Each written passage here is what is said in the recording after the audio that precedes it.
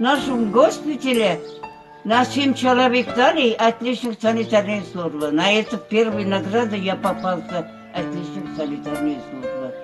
Я его потеряла. И вот я же говорю, за Берлин, за Варшаву, за победу их тоже сыну давал, он просил маленький. Ну, я и не берегла. Он потерял. Как меня пенсии не давали, говорит, не верили, что я участница.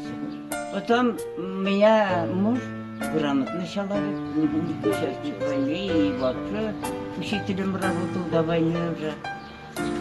И меня прислали все документы, все у меня нормально. До сих пор я пенсию получаю, в России получаю, где-то приносят, придут. Я даже сюда, наверное, быть не могу. Не могу. Я в туалете еле-еле. Я до ворота не дохожу, если никого нет. Ищусь. Врачи, специально врачи приходили часто.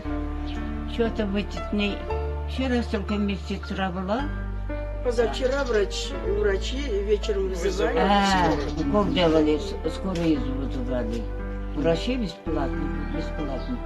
Вот и скорая помощь тут приходит, укол делает, уходит, никогда не спрашивает. Спасибо вам.